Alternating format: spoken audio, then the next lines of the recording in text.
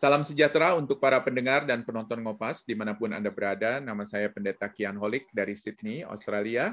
Selamat datang di channel Ngobrol Pastor, Ngopas, di mana kita akan membicarakan secara santai topik-topik yang berhubungan dengan pelayanan dan kehidupan para pastor, hamba Tuhan, maupun aktivis Kristiani, baik di gereja maupun di dalam organisasi Kristen. Nah, sebelum kita melanjutkan, jangan lupa untuk subscribe channel ini dan nyalakan loncengnya di YouTube, supaya apabila ada video-video yang kami upload, Anda bisa langsung dapat mengetahuinya. Dan jangan lewatkan kesempatan untuk bertanya kepada para narasumber di fitur pertanyaan yang ada di bawah video Anda di YouTube ini.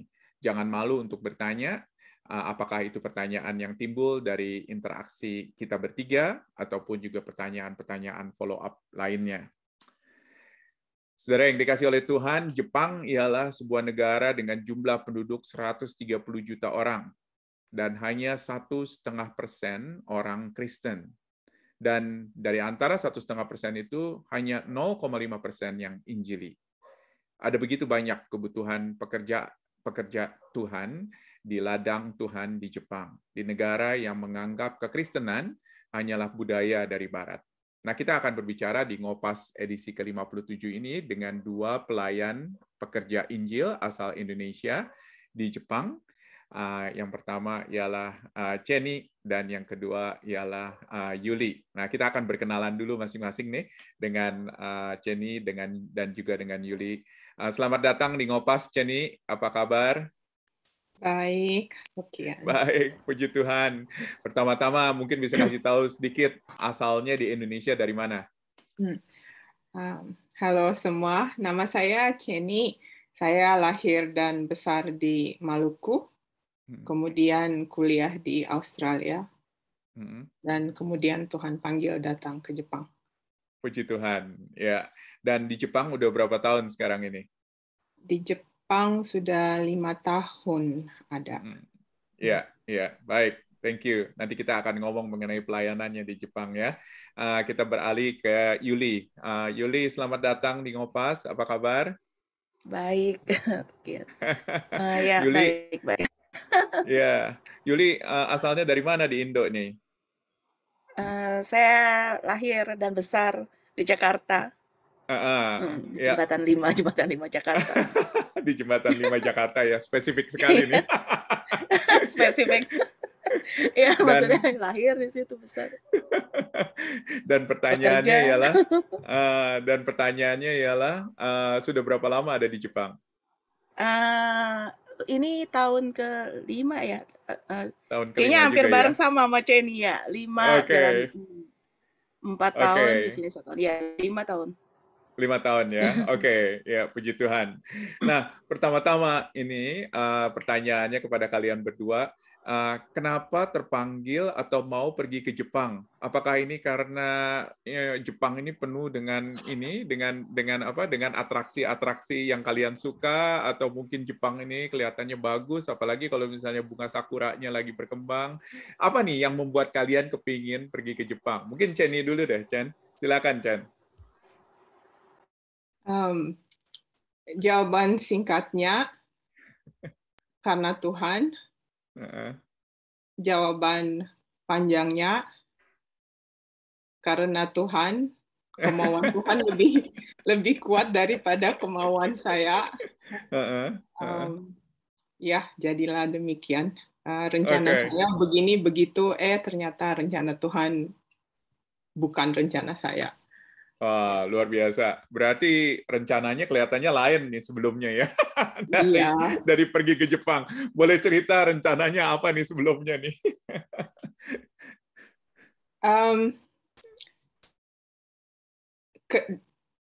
sesuatu itu kalau kita lihat balik baru bisa ternyata begini ya gitu. Banyak apa sih koinsiden, banyak kebetulan. Kebetulan begini, kebetulan begitu di mata saya ya. Tapi tentu saja di mata Tuhan tuh semua udah diatur ya sama Tuhan, semua rencana Tuhan. Tapi di dalam hidup saya tuh kebetulan waktu kecil papa punya bisnis, klien bisnis orang Jepang.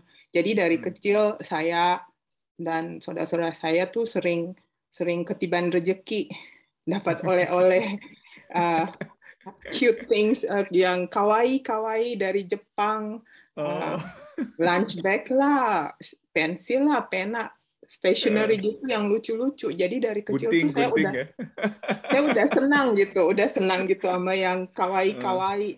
Terus kebetulan gitu juga karena teman-teman tuh teman-teman tahu Ceni suka yang ke Jepang-Jepangan gitu. Jadi sering dikasih hadiah gitu, Jepang-Jepang. Kamus Jepang, komik Jepang, jadilah makin menumpuk koleksi Jepang-Jepangannya. Terus waktu kuliah, kebetulan dekatnya juga sama teman orang Jepang ya, dibanding negara-negara lain gitu ya. Waktu kuliah di Australia ketemunya orang Jepang mulu gitu. Jadi terus akhirnya saya juga belajar bahasa Jepang gitu. Jadi banyak kebetulan. Ternyata sekarang udah sampai di Jepang, udah baru lihat balik, oh begini ternyata jalannya. Tidak disangka. Ternyata nggak ada yang kebetulan di mata Tuhan, ya, betul nggak? Benar, nggak ada yang kebetulan. Dan Tuhan memang kelihatannya mengarahkan ke sana. Thank you buat sharing pengalamannya. Mungkin kita ke Yuli. Yuli, kenapa nih terpanggil ke Jepang, Yuli? Saya sebenarnya terpanggilnya pertama-tama tuh bukan ke Jepang, jadi ke negara tetangga sini. Udah lama, jadi saya tuh dipanggil untuk jadi hamba Tuhan tuh sejak saya kuliah. Maksudnya sekarang saya kuliah sih. Maksudnya sejak saya kuliah waktu di BINU sejak 19-20 tahun. Tapi kan saya abaikan ya. Kemudian saya terpanggil ke satu negara, tapi karena saya anak satu-satunya, jadi agak sulit. Kemudian terus saya doakan dan akhirnya saya ambil sekolah teologi. Kemudian saya terus doakan. Lalu saya tidak pernah menduga Jepang. Dan soal Jepang sih saya udah biasa ya, karena kan saya suka komputer. Juga di Jakarta biasa kan mama beliin mainan tuh Sanrio lah, Kokoya lah gitu kan ya. Sama tapi ya? nggak pernah kepikir ya bahwa penginjilan itu ke Jepang. Karena di Indonesia itu kita nggak pernah dengar ya orang sharing misionari pergi ke Jepang gitu. Biasanya tuh yang saya dengar itu ke negara, ke China, ke Afrika gitu ya. Itu banyak di gereja saya di-sharingkan. Lalu saya lagi lihat-lihat gitu ya, mau biasanya saya kalau liburan, saya kan guru ya di Jakarta, kalau liburan sebulan 2 bulan, saya biasanya pergi berkunjung ke negara-negara. Terus saya lihat Jepang tuh saya kaget. Pertama kali saya baca tentang Jepang, saya kaget. Loh, kok di Jepang cuma 0, sekian persen ya kekristenan gitu. Tapi kan karena saya nggak pernah mendengar tentang kebutuhan di Jepang, jadi saya kan nggak tahu ya. Lalu kemudian saya tanya ke salah satu badan misi di Jakarta, lalu dia bilang, oh kita ada kantor di sana kalau mau pergi. Jadi pergilah saya ke sini untuk survei lah istilahnya. Saya bukan orang yang tidak melihat, saya orangnya melihat dulu baru percaya. Maksudnya saya mendoakan kepada Tuhan, saya bilang, saya nggak pernah tahu Tuhan, kalau ke negara-negara yang lain kan saya pernah kunjungin. Akhirnya saya waktu liburan 1 bulan, saya ambil short mission trip ke Jepang, 2011, 2010. Lalu kalau saya mendoakan, saya melihat pelayanan di sini, memiliki satu kesulitan yang berbeda. Dan ketika pulang ya, saya terus gumuli, dan saya rasa memastikan bahwa panggilan Tuhan itu sekarang. Kemudian saya datang lagi waktu tsunami, nggak volunteer ke sini. Tuhan semakin menguatkan panggilan itu. Terus ya disinilah saya sekarang. Ya, Ya. wow, puji Tuhan. Ya, Ya. sekali lagi jalan Tuhan luar biasa Hmm. dan bagaimana Tuhan bekerja di dalam kehidupan kamu juga sangat-sangat luar biasa gitu loh. Nah, memang tadi udah sebut ya mengenai tantangan. Ada tantangan kehidupan orang Kristen di Jepang. Apa sih sebetulnya tantangannya? Pertama-tama, mungkin kita ke Chenny dulu. Chen, apa menurut kamu tantangan kehidupan orang Kristen di Jepang? Kehidupan orang Kristen ya, specifically orang Kristen. Betul, betul. Tantangannya, saya pelayanan di bidang mahasiswa ya. Jadi mahasiswa Kristen di kampus tuh sedikit banget gitu ya, karena presentasinya di population-nya sedikit, jadi ya banyak yang mungkin mereka cuman Kristen sendirian di seluruh universitas tuh mereka Kristen sendiri, dan itu lumayan tantangan yang besar gitu. Dan juga ya, silakan. Ya, dan juga sering kena bully apa ya? Ya, diledekin atau diledekin gitu. Diisolasi ya. Isolasi. Oh, kamu Kristen kayaknya beda gitu. Jadi ya diisolasi itu juga susah. Iya. Wah, luar biasa ya. Tantangannya berat sekali ya kelihatannya ya, apalagi seperti di kampus gitu. Jadi rata-rata mereka adalah apa? Orang Buddhis atau orang apa gitu loh kalau misalnya bisa dikategorikan secara spiritual kalau di kampus? Secara generalisasi, Jepang agamanya Shinto Buddha kecampur. Tapi banyak juga yang asal nama doang. Kebanyakan orang cuman ikut tradisi. Jadi intinya nggak punya agama.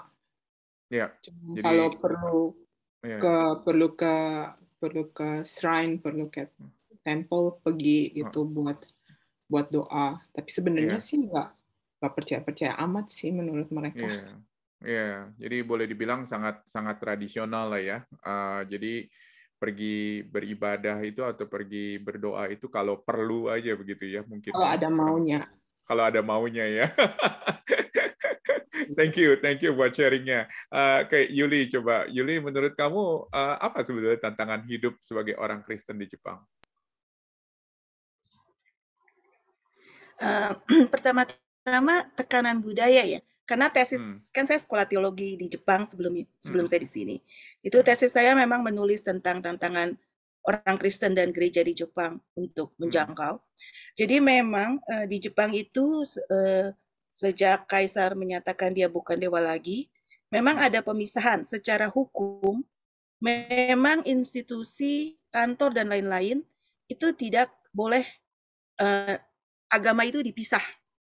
Dulu kan Jepang itu sebelum ada peraturan ini, kekaisaran, keagamaan itu menjadi satu dengan politik. Artinya raja dan agama semua jadi satu. Tetapi waktu Jepang udah kalah itu ada peraturan baru, mereka tidak boleh membicarakan tentang agama di institusi resmi.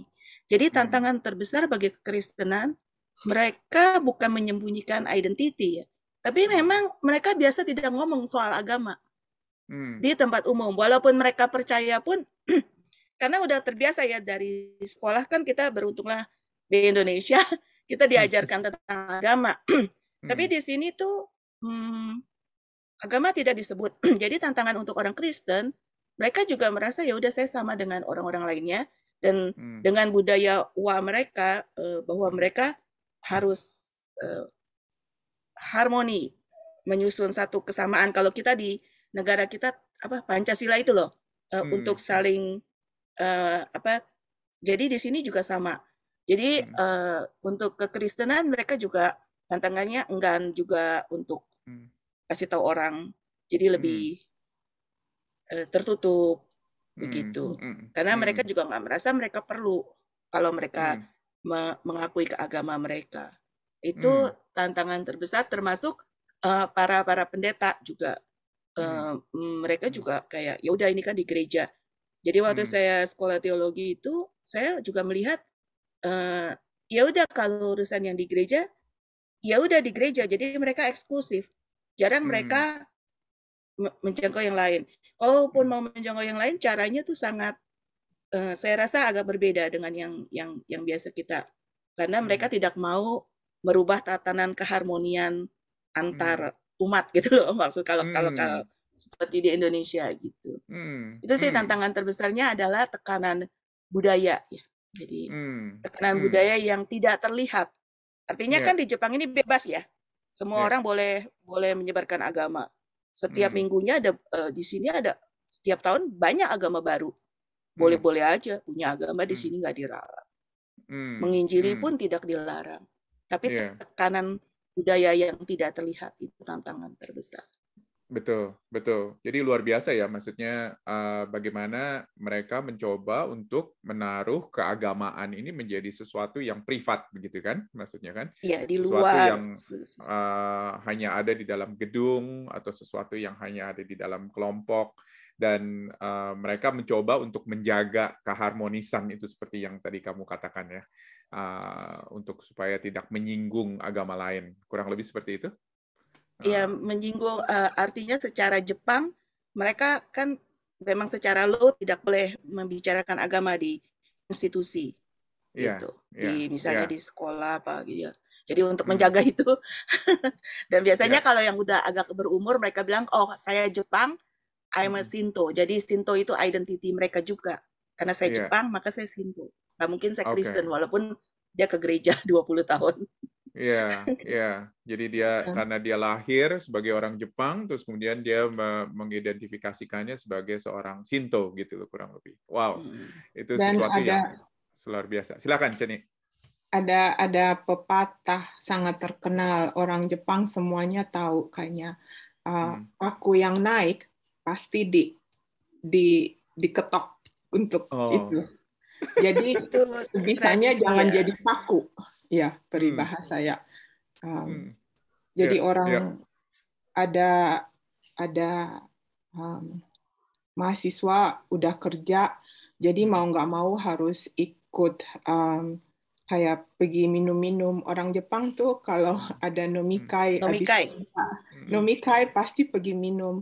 Nah, orang Kristen tuh tantangannya tuh sangat berat di kayak begitu budaya yang bagaimana harus tetap sebagai orang Kristen tanpa terlalu menonjolkan diri lain sendiri gitu. Lain sendiri itu nggak bagus gitu intinya.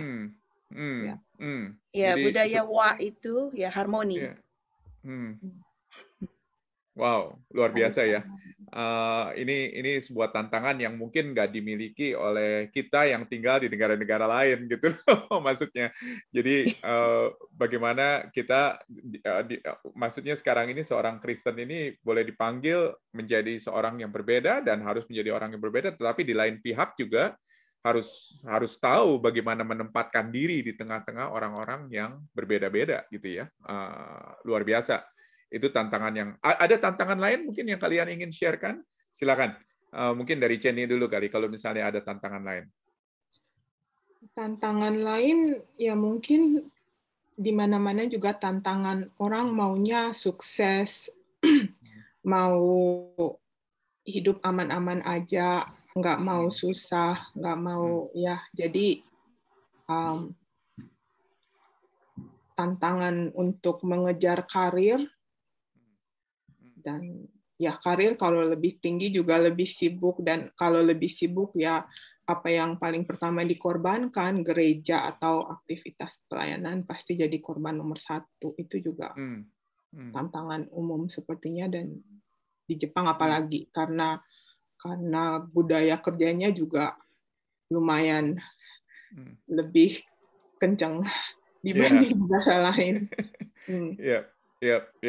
Di mana mungkin dari 24 jam kerja itu mungkin berapa? 12 jam, 15 jam kali ya. Iya, Ya, sebenarnya silakan. sebenarnya di Jepang ini sekarang udah mulai ada perubahan hukum tentang pekerjaan ya. Jadi Yeah. sekarang udah dibatasi semua kantor. Saya kan juga termasuk bekerja di sini ya, ada bekerja untuk mengetahui gimana sih pekerjaan. Jadi memang untuk karyawan full time itu, kalau karyawan full time, sekarang peraturan pemerintah udah jelas, nggak boleh, karena banyak yang meninggal karena terlalu banyak kerja. Karena Oh, ada kasus-kasus ya. seperti itu, sekarang peraturan udah ada baru. Cuman memang tantangannya untuk orang Kristen, kayak teman saya yang orang Jepang tuh di gereja ya, dia tuh ngatur. Kan kita ngatur misalnya ngajar sekolah minggu atau yang nyambut tamu. Oh dia ngatur gitu ya. Oh saya hari minggu yang ini nih saya mesti kerja. Karena kan dia gantian sama temennya. Sebenarnya dia punya hak untuk libur hari minggu. Cuma kan kita kalau satu tim ya, kita nggak enak dong masa kita libur terus setiap hari minggu. Dulu waktu saya tadi kerja, saya ditanya sama bos saya, kamu kan mahasiswa, ngapain kamu nggak bisa kerja hari minggu? saya bilang, oh, untungnya waktu itu saya masih sekolah teologi kan. Oh, saya bilang nggak boleh sama sekolah, saya harus ke gereja gitu kan. Tapi kalau yang bukan mahasiswa kan ya, udah mandiri artinya apalagi pegawai tetap, mereka pasti sangat tantangan itu untuk bisa setiap hari Minggu ke gerejanya setiap hari Minggu gitu. Kalau yang pekerjaannya menuntut dia harus shift hari Minggu, itu pasti bolong. Karena mereka kan consideration ya. Ya, itu memang tantangan. Ya, jadi serba salah ya bagaimana menentukan balance-nya gitu ya kira-kira ya. Berapa banyak kita harus bekerja di satu pihak kita melihat orang lain juga kerja juga minggu begitu ya, tetapi di lain pihak juga bagaimana kita bisa kalau satu tim nggak tentukan. enak dong masukin. Ya, teman saya juga ada gitu kan, jam 6 mestinya udah boleh pulang secara menurut jam kerjanya, terus dia hari Rabu malam jam 6 langsung dia pergi gitu karena ada PA Rabu malam gitu. Dia bilang itu selalu diliatin gitu sama udah diplototin, walaupun menurut dia saya kan nggak salah, memang udah waktunya pulang. Tapi manajer belum pulang, bos belum pulang, kenapa kamu pulang duluan gitu. Jadi dia tuh selalu tekanan batin. Jadi ada pressure sosialnya gitu ya kelihatannya. Iya, di sini tuh pressure yang tidak tertulis dan tidak terlihat. Kayak gitu. Tapi terasa gitu beda, situasinya tuh nggak enak gitu. Temen you orang Jepang apa orang foreigner? Temen gue foreigner, jadi dia bilang dia kadang-kadang kalau bilang, foreigner no bodoh saya foreigner, tapi tetap aja betul. dia tertekan. Kalau orang Jepang apalagi ya. Kalau yang orang Jepang nggak berani. Temen saya suka bilang sama saya, kamu kan orang foreigner katanya. Bos nggak pernah marah sama saya kalau saya izin. Coba kalau saya kan orang Jepang. Kalau misalnya saya nggak ngikutin katanya, pasti nanti istilahnya penilaian ininya agak ditekan gitu. Cuma secara peraturan emang nggak bisa dipaksa sih, kerja tuh kan boleh gitu. Cuman ya kalau kita bilang apa nggak enak hati gitu kalau bos. Cuma kalau foreigner ya rada cuek. Sesuatu yang ada di bawah permukaan itu ya seringkali ya yang jadi masalah ya, dan kelihatannya itu adalah sesuatu yang cukup penting, kelihatannya value yang sangat penting sekali bagi orang-orang Jepang. Baik, kita akan lompat sekarang ke pertanyaan yang berikutnya nih. Kalau begitu sekarang ini dengan tantangan-tantangan seperti itu, tantangan apa sebetulnya yang terjelas dalam penginjilan di Jepang? Jadi pertama-tama kita tahu memang ini susah nih untuk keluar dari lingkaran yang privat ke dalam lingkaran yang publik untuk membagikan Injil. Itu udah jelas. Terus kemudian juga sepertinya ada menjaga keharmonisan begitu loh di tengah-tengah society yang ada, di tengah-tengah masyarakat yang ada. Jadi kira-kira secara praktis tantangan di dalam penginjilan itu apa? Begitu. Silakan, mungkin dari Ceni dulu. Ya itu tadi udah dibilang kali sama Yulia, orang Jepang menganggap imannya dia tuh iman dia sendiri gitu. Jadi hubungan saya sama Tuhan ya hubungan saya sama Tuhan. Jarang ada yang nggak berani atau nggak gitu, jarang mau menginjili keluar. Karena nanti itu bisa dianggap mungkin kayak kepo gitu kali ya, ya istilahnya. Jadi mereka kurang berani menginjili dari yang saya kenal teman-teman Jepang. Baik. Dan juga pressure-nya itu ya, saya yakin dari orang-orang yang ada di sekitar juga bahwa ini orang itu sepertinya itu terlalu antusias atau bagaimana mengenai keagamaannya. Mungkin itu salah satu masalah juga. Iya, karena di sini juga banyak aliran sesat ya, banyak cults gitu. Dan salah satu ciri-ciri dari aliran sesat tuh mereka tuh lumayan menggebu-gebu dalam mencari anggota. Jadi ya mungkin ya orang Kristen juga kalau terlalu menggebu-gebu juga ntar dianggap aliran sesat gitu juga kali ya. Jadi salah sangka ya. Mungkin sekarang kita beralih ke Yuli nih. Yul, apa nih Yul tantangannya Yul di dalam menginjili di Jepang? Dari saya pribadi atau bagi orang Kristen di Jepang? Silakan dari pribadi boleh, dari orang-orang Kristen Ya, lain di Jepang. kalau ada dua sisi ya, kalau dari saya pribadi, di sini untuk PI jadi panjang ceritanya.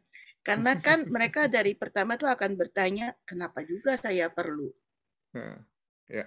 Kenapa juga saya perlu juru selamat? Karena mereka kan tidak mengenal adanya konsep Tuhan satu. Itu pertama ya.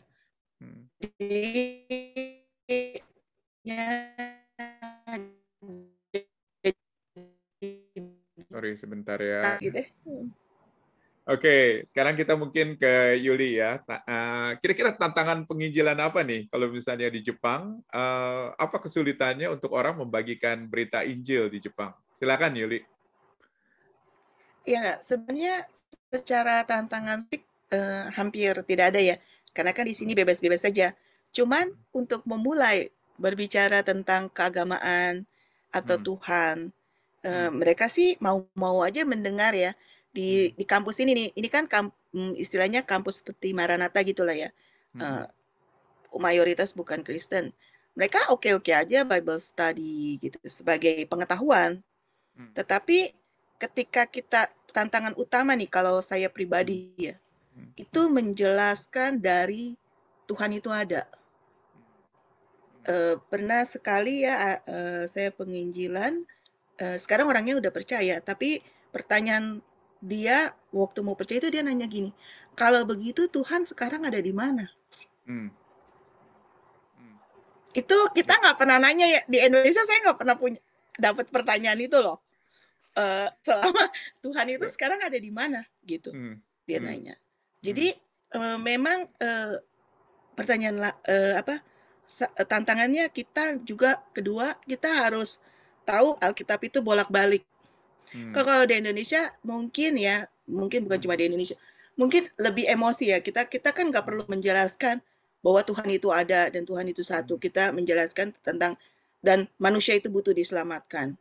Ini yang terakhir di sini di kamu, dia nanya, kenapa saya butuh? Saya hidup baik, saya bahagia. Kenapa saya orang Kristen suka bilang, dia marah-marah loh mas saya. Kenapa sih katanya? Kan karena teman di kampus. Kenapa sih orang Kristen suka bilang? Karena di kampus kita suka ada ini. Kita itu yang tidak percaya Kristus itu tidak bahagia. Saya bahagia. Ya benar juga sih ya. Kan dia bahagia aja. Iya kan? Kita bilang gini, oh setelah meninggal gitu kok. Oh nanti masuk surga. Apa itu surga? Itu kan kata kamu ada. Jadi lebih ditariknya lebih panjang untuk jangka waktunya itu nggak bisa.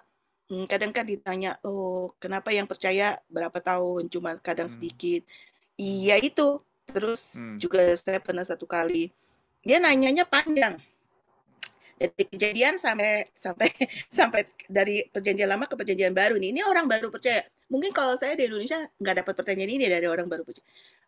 Saya baca ya katanya di perjanjian lama tuh kayaknya Allahnya berbeda dengan yang di perjanjian baru. Kan kata kamu Tuhan itu satu. Kok sifatnya beda? Nah lo saya jelasinnya tuh mesti panjang. Jadi kayak ada Bible study khusus ngejelasin pelan-pelan. Karena ini belum percaya. belum maksudnya dia udah tahu, dia udah mulai mau percaya.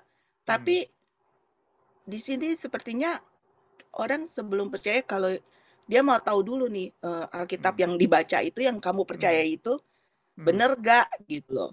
Nah itu, jadi tantangannya lebih kepada, kalau saya pribadi, penjelasannya jadi ditarik panjang.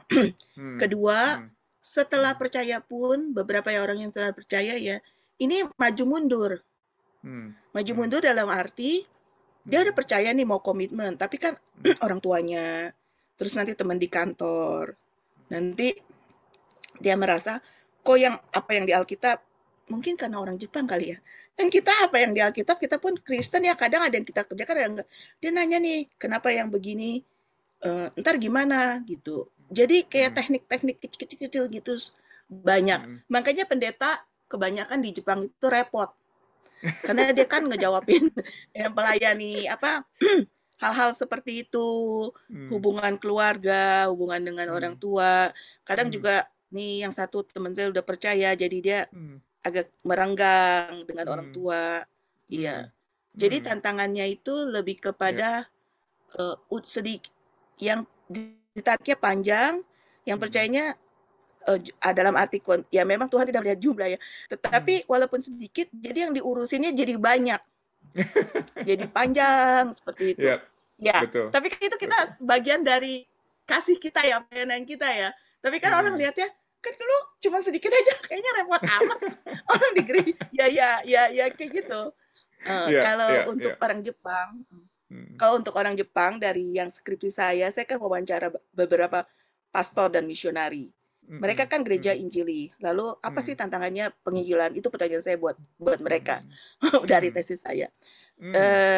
Iya, ada satu pendeta suami istri itu saya kenal, dua-duanya sangat aktif dalam menginjili. Tetapi dia juga tidak bisa, artinya dia berusaha, tetapi dia bilang gini, saya tidak bisa menyuruh jemaat saya untuk penginjilan. Karena sifat orang Jepang itu, yang tadi kita balik lagi, dia menatan harmoni. Jadi paling dianya aja yang berusaha untuk aktif. Kayak gitu, dua tantangan yang berbeda ya, dari kita foreigner dan dari dalam orang Jepang. Baik, thank you. Wah, ini luar biasa, karena maksudnya ini adalah sesuatu yang jarang kita lihat begitu ya, karena kita sendiri nggak tinggal di sana, kita nggak tahu kira-kira tantangan yang sebenarnya seperti apa. Tapi makasih, ini betul-betul membuka mata kita begitu loh. Tentunya dari tantangan-tantangan itu banyak sukacita, betul nggak? Banyak sukacita. Nah, mungkin bisa nggak bagi satu sukacita aja dari Jenny mungkin, dan kemudian dari Yuli, satu sukacita aja yang kalian rasakan ketika kalian membagikan Injil. Silakan, Jenny. Satu sukacita. Saya share dari KGK ya, pelayanan silakan. Mahasiswa, di mana saya melayani. Bulan Februari lalu, KGK punya National Conference, jadi mahasiswa seluruh Jepang online buat berapa hari gitu online, dan pembicaranya itu ternyata mantan KGK dulu. Jadi pas ada satu pembicara sebelum dia mulai sesinya, dia perkenalkan diri, terus dia bilang, 40 tahun yang lalu saya tuh salah satu dari kalian mahasiswa dengar ikut seminar Kristen gitu. Saya saat itu langsung kayak gimana ya, tersentuh banget gitu. Kalau Tuhan itu setia, Tuhan bekerja di Jepang 40 tahun lalu, 50 tahun lalu, Tuhan bekerja di Jepang sekarang untuk penginjilan, dan Tuhan akan bekerja lagi 40 tahun kemudian. Jadi pas saya dengar itu tuh langsung saya dalam hati doa, Tuhan semoga 40 tahun lagi banyak dari mahasiswa KGK yang malam ini dengar sesi dari pendeta ini, 40 tahun lagi mereka akan balik buat jadi pembicara buat KGK. So, ya sukacitanya tuh ngelihat Tuhan bekerja dan nyata. Ya, dan walaupun ini slow begitu ya, tetapi Tuhan tetap bekerja gitu ya, luar biasa. Dan kita juga akan doakan tentunya supaya pekerjaan Tuhan lebih banyak lagi dan bisa lebih banyak lagi orang yang bisa stepping up seperti itu. Thank you buat membagikan sukacitanya. Yuli, sukacitanya apa Yuli di dalam membagikan Injil di Jepang? Iya, di Jepang ini walaupun slow, tetapi satu sukacita yang sangat besar itu orangnya setia. Jadi sekali dia sudah komitmen, walaupun ya maju mundur, tapi setia dan komitmennya tinggi. Ya, jadi itu berapa? 6-7 tahun. Ya, ada satu anak dari 7 tahun, 8 tahun yang lalu ya, Injili. Itu sampai sekarang juga tetap setia. Walaupun dia di keluarga sendirian ya, Kristen. Walaupun dia dulu pernah ditolak loh untuk dibaptis. Saya sampai bilang gini, ini gereja ya satu orang. Oh, putus lagi. Saya sih nggak lulus, coba. Jadi kalau di internet saya nggak stabil. Ya, silakan sekali lagi. Iya, sukacita terbesar di sini ialah orangnya sangat setia. Jadi sekali dia udah berkomitmen, walaupun tantangannya sulit, tetap dijalani. Jadi satu anak ini 7-8 tahun lalu ya berkomitmen percaya, yang bertanya itu, kalau gitu Tuhan di mana? Terus akhirnya kan diarahkan ke gereja setempat untuk katekisasi. Dia katekisasi bisa nggak lulus. Katekisasi ada cerita nggak lulus. Terus jadi dia katekisasi itu 2 tahun. Katekisasi 2 tahun, terus akhirnya lulus. Setelah lulus aja dia masih konsultasi. Saya pelayanan nata bunga doang katanya. Ini gereja benar-benar gereja agak istilahnya bukan di kota ya, agak di kampung. Jadi pendetanya strict kayak, oh baru percaya kamu nata bunga aja di training dulu lama. Jadi memang agak sulit kalau kita kayak gini. Kan kayaknya satu orang percaya aja sulit ya. Tapi gereja juga sulit ya untuk menerima orang baru percaya. Tapi dia sekarang oke tuh. Jadi setiap minggu ke gereja. Papanya juga karena nganterin dia ya udah mulai kadang ke gereja gitu. Ya. Tapi memang sukacita terbesar orangnya komitmen dan setia. Ya, puji Tuhan, puji Tuhan. Nah, kita sekarang akan masuk ke pertanyaan yang terakhir nih, karena ini penonton Ngopas ini rata-rata para pendeta di Indonesia, para rohaniwan di Indonesia, pemimpin gereja. Kira-kira pesan apa yang kalian ingin sampaikan kepada para pendeta di Indonesia, khususnya mungkin untuk menantang mereka mengenai Jepang? Mungkin ke Ceni dulu dan kemudian ke Yuli sekali lagi. Mungkin dari Ceni apa harapan kamu gitu loh terhadap para pendeta Indonesia? Silakan. Ya harapan saya semoga makin banyak orang Indonesia yang bisa datang melayani di sini. Amin. Banyak ya orang Indonesia, orang Australia, orang mana-mana juga banyak yang suka datang ke Jepang karena turis ya, bagus, sakura bagus, snow bagus. Pokoknya Jepang tuh ibaratnya negara ideal deh buat favorit ya, makanannya enak, ininya bagus, jadi bagus banget. Bener nggak salah, Jepang emang bagus. Jepang ibaratnya tuh seperti kado, bungkusnya tuh bagus banget gitu. Sampai bungkusannya dibuka, ternyata di dalamnya mungkin nggak sebagus, nggak seindah yang dipikirkan gitu. Jadi tantangannya tuh jangan ngelihat Jepang sebagai negara turis doang, tapi lihat di balik itu. Jadi misalnya kalau datang turis misalnya ke shrine, ke jinja, gitu, jangan cuma buat moto, tapi sempatkan diri juga buat doa supaya Tuhan bekerja. Atau kalau misalnya kemana gitu, ya doa juga di situ. Jadi sekalian lah gitu, nggak cuma datang turis, tapi datang turis dengan hati yang mau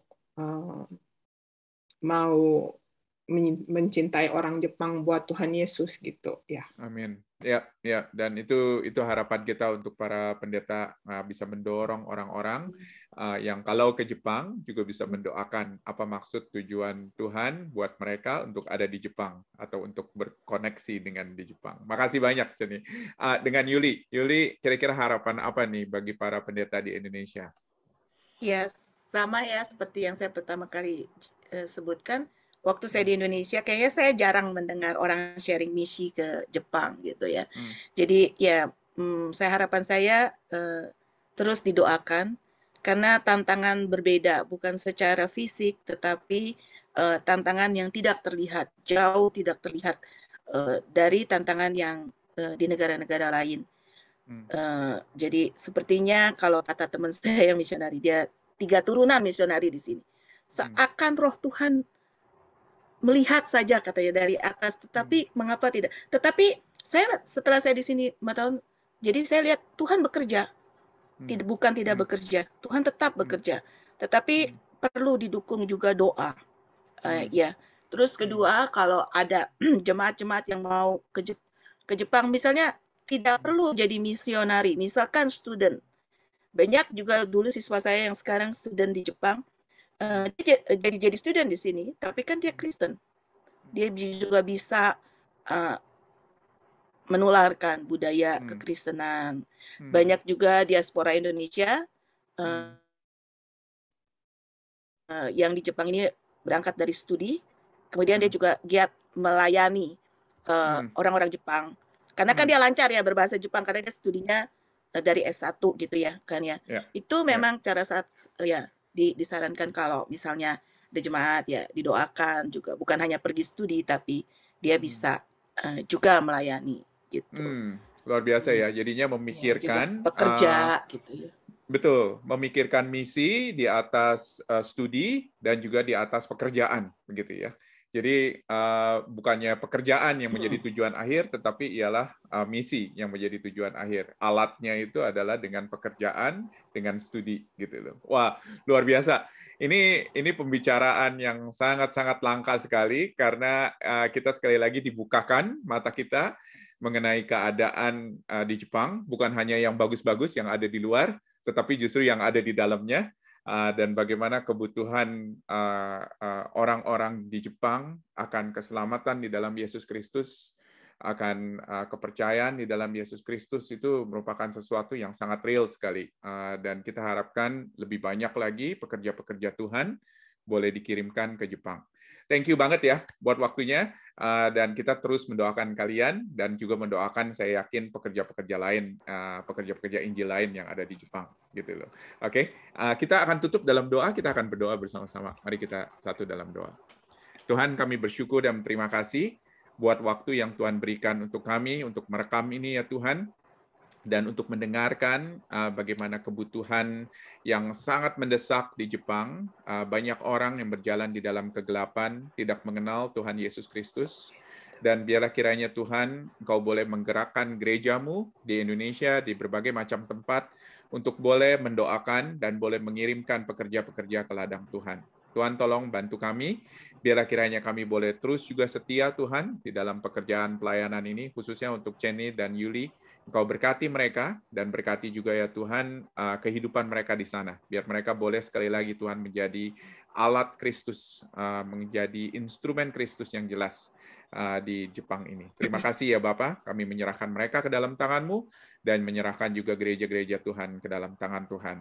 Tuhan terus gerakan banyak orang untuk pergi ke Jepang dan untuk menjadi pekerja Injil di sana. Terima kasih ya Bapak, kami bersyukur dan berdoa di dalam nama Yesus. Amin. Amin.